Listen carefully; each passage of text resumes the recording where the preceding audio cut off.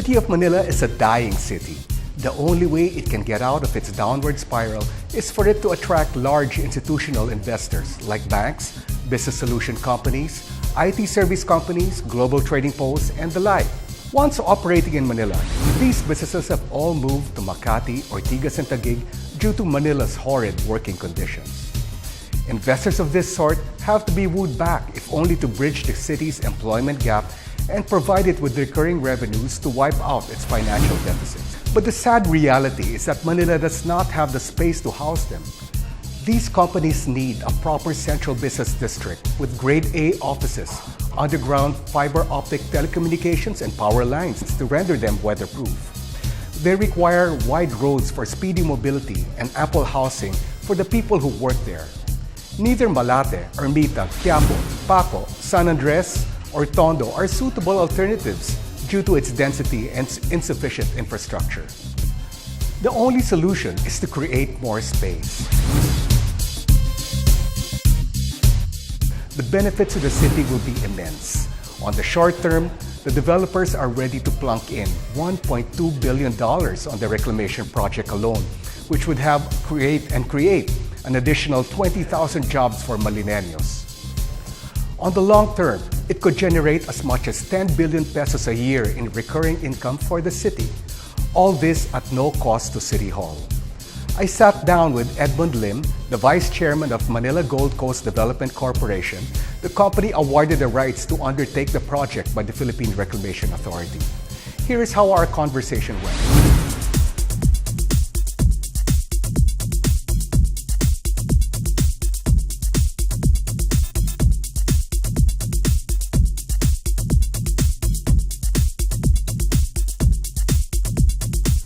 Welcome back, friends, and we're here with Mr. Edmund Lim, who is the Vice Chairman of Manila Gold Coast Development Corporation.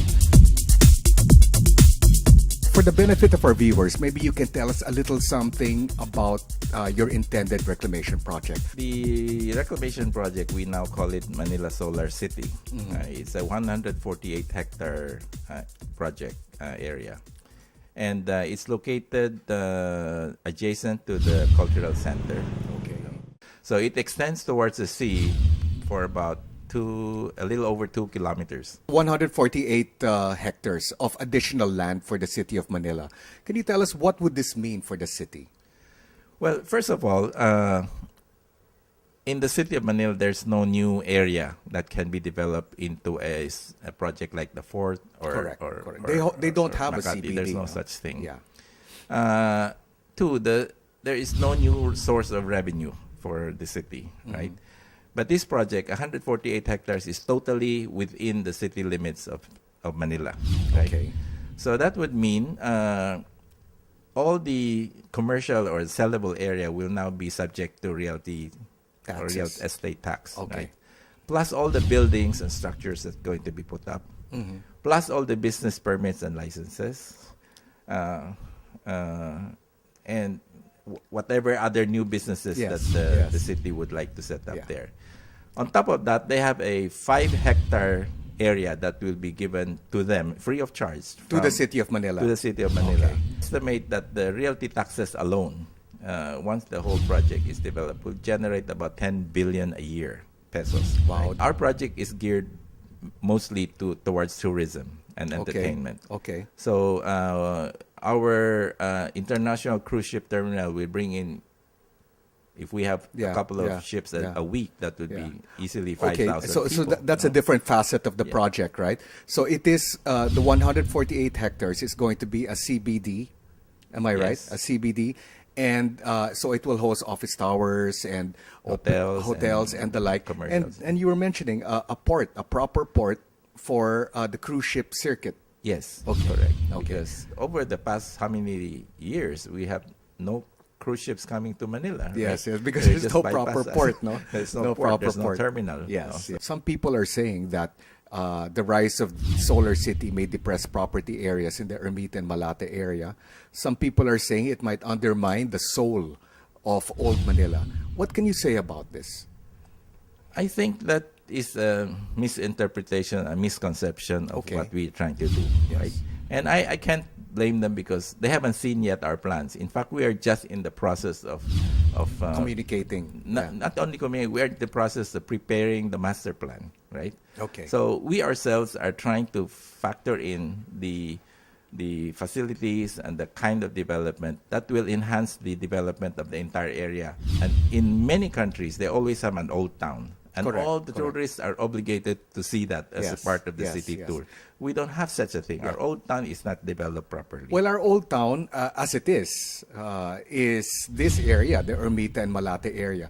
Are you saying that you plan to enhance it as an old town and not redevelop it into something that it wasn't in yes, the very it beginning? has to be. It has to retain the flavor of the old Absolutely, Manila. I agree. Right? Yeah. Apart from this reclamation project, you will be investing. Your company will be investing in the rehabilitation of the surrounding areas in this part of the city. We have offered officially the Okay, city of Manila okay, that okay. we will assist and help them do that. Yes, yes. Including the cultural center area. Okay. We've talked to them already about this, and it just has to find the right way to do it. So I was asking you, sir, what would be your total investment for the reclamation project?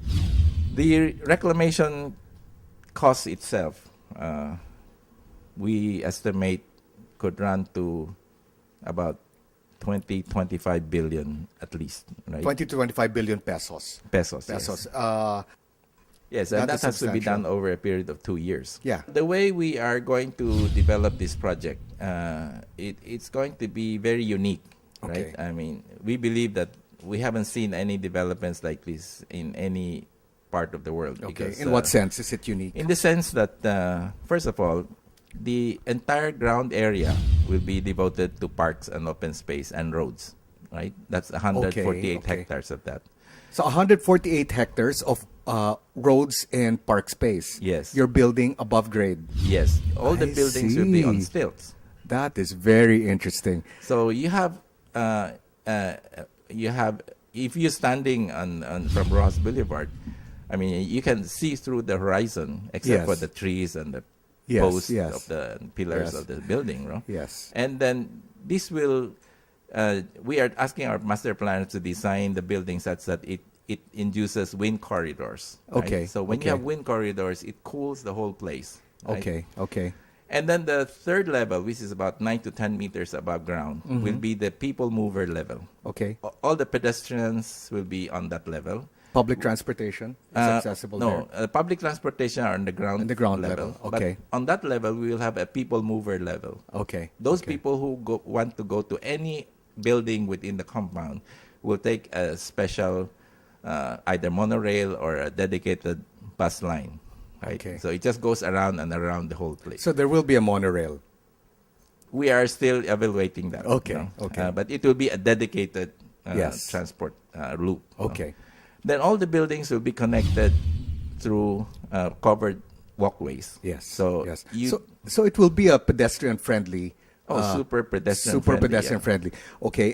There were some people who were saying that this kind of development may compromise the flooding situation or exacerbate the flooding situation in Manila. I just have to ask this, Edmond, because this is an issue, no? Yes. So if you care to just clarify that issue once Well, and for we all. have our engineers and consultants who have studied all the waterways Yes, and esteros yes, and yeah. et cetera, and the outfalls to see if we are blocking or clogging Yeah. any of this. We are not, right? Yes.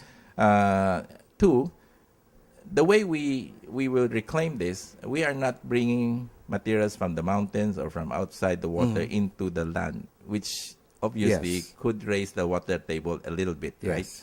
We are taking materials from under the sea, right, and putting it Over, on this over. yeah. So Correct. that will, Yeah. lower the water table, right? Even no matter how minuscule. Mm-hmm. And because our developments are like islands, right? So, and all the rainwater that will fall on our area will be collected into Okay. cisterns, and we will recycle that water.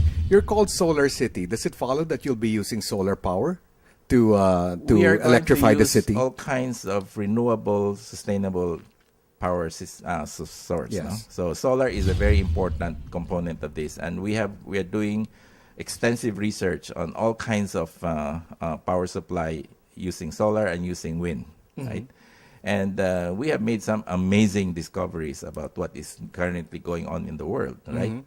And again, this is what I'm trying to say to everybody, that this is going to be unique, because no development has ever looked at the entire project as to be powered totally by renewable sources. energy. Yes. No project has envisioned to be a catch basin for rainwater and to recycle this rainwater. Yes. No project in the Philippines. No, not worldwide. anywhere that we've done a lot of research looking for the most modern city in the world, right? No project has ever tried to reduce the waste that are going to the landfill. We are trying to reduce this waste down to 10 to 15%, right? That's amazing. And the waste that are segregated are going to be recycled into power through biomass to energy plant. Right? We have done enough research on that. And I believe that our timing is right. Yes. That the new technologies are coming into fruition. Right. And not only are they maturing, but they are really becoming commercially viable. Well, again, Ed, I really wish you the best of luck, and I hope this project comes to fruition sooner than later. Thank you very best much, of luck. Andrew. Thank you. And friends, we'll be right back.